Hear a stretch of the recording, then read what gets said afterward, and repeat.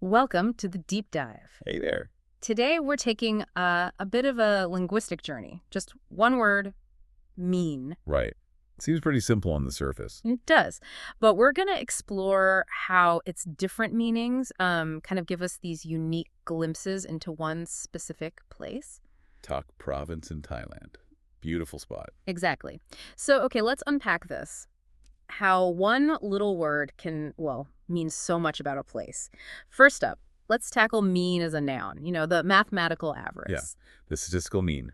So when our sources talk about a mean in talk, what does that immediately tell us? Well, straight away, it gives us a very practical insight. The sources point out the mean summer temperature. Which is? Around 35 degrees Celsius. So Yeah. pretty warm. Okay, 35 degrees C, that definitely paints a picture. Hot summer. Exactly. It's not just a number, right? It tells you about the climate, the environment, probably quite lush, needs that kind of heat. Yeah. Helps you imagine being there. Right, sets the scene. Okay, so that's the average, the noun. But then mean can be an adjective too. And usually that means, well, unkind, right? Nasty. Yeah, that's the common meaning. Don't be mean. We all know that one. But the source is about talk. They do something interesting here, don't they? They really do. And here's where it gets quite telling, I think. They specifically say the shop owners are not mean at all. Not mean at all. It's specific, isn't it? Why not just say friendly or kind? Well, that's the fascinating bit. By choosing to negate mean, they're doing more than just stating a positive. They're actively countering a potential negative. Ah, I see. So it emphasizes the absence of unkindness. Precisely. It suggests a really genuine warmth, a deliberate helpfulness that maybe stands out, especially to visitors. It makes the kindness seem more profound somehow. That's a great point. It implies the friendliness is really noticeable, a defining trait. Yeah, so much so that they want to explicitly rule out the opposite. It makes you wonder, doesn't it? How powerful using the negative can be to convey something strongly positive. Definitely makes you think.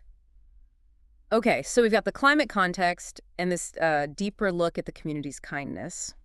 What about mean as a verb? To mean something, to signify or represent. Right. So what does talk mean to people? Yeah, what's the feeling, the essence? Well, this is where it all kind of comes together. The sources suggest that for travelers, talk means things like peace, nature. Tranquility, maybe? Yes, exactly. Yeah.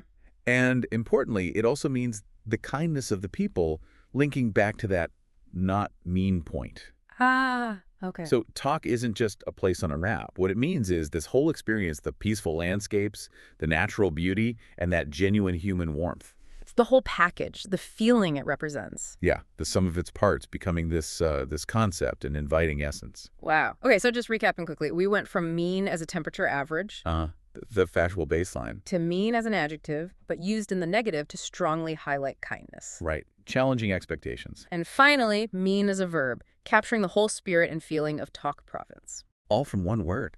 It's pretty amazing. It really is. So what's the bigger takeaway here? Well, if we connect this to the bigger picture, I think it shows how exploring even a seemingly simple word, how it can really deepen our appreciation. For language itself. For language, yeah, it's flexibility, but also for the unique character of a place, like talk.